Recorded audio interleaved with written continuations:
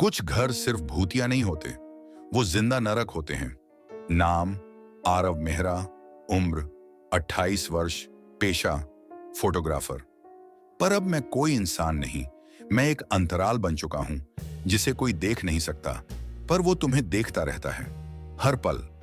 कहते हैं कुछ इमारतें तुम्हें बुलाती नहीं, तुम्हारे भीतर घुस जाती हैं। हर रात एक ही सपना, मैं एक सड़ी हुई गोधूली में विला के सामने खड़ा हूं। छत से झूलती हैं कटी हुई गर्दनें जिनकी आंखें मुझे घूरती हैं। दरवाजा खुलता है, किसी हाथ से नहीं बल्कि चीखों से। मुझे लगने लगा कि मैं वहां जा चुका हूं, पर असल में मैं कभी वापस आया ही नहीं था। विला में घुसते ही मेरी त्वचा पर छाले पड़ने लगे।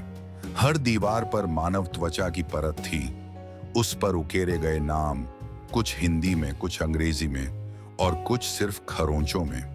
एक कोना था जहां अंधकार जमा हुआ था, वो धूप को निगलता था। मैंने वहां फ्लैश मारा। फोटो में मेरी पीठ पर कोई बैठा था।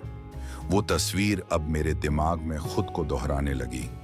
मार्गरेट अब केवल एक आत्मा नहीं थी, वो थी वह स्मृति जो तुम्हारे मस्तिष्क की जड़ें खा जाती है।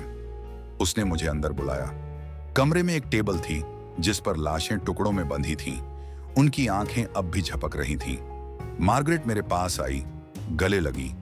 उसकी त्वचा से कीड़े निकले, मेरी गर्दन में घुसे। वो बोली, तू विलियम नहीं, लेकिन अब होगा। तू नहीं मरेगा, बस बदल जाएगा। घड़ी बंद हो चुकी थी।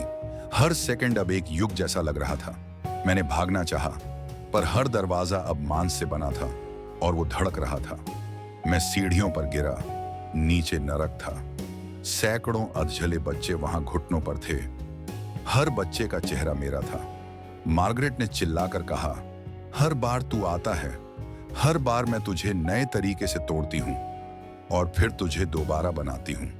William, William, William. मैंने आंखें खोली, खुद को शीशे में देखा। मेरा चेहरा अब इंसानी नहीं था। आधी खोपड़ी खुली थी, आंखों की जगह काले सुराख थे। मेरी आवाज बदल चुकी थी। मैं हंस रहा था क्योंकि मार्गरेट अब मेरे भीतर थी और मेरे कैमरे में अब हर तस्वीर में वो दिखती थी, मेरे भीतर से झांकती हुई। मैं अब बाहर आ चुका हूं, पर तुमसे एक विनती है, उस विला में मत जाना, क्योंकि वो अब तुम्हें बुला चुका है। तुम ये कहानी पढ़ रहे हो, इसका मतलब मार्गरेट अब तुम्हारे सपनों में आने लगेगी।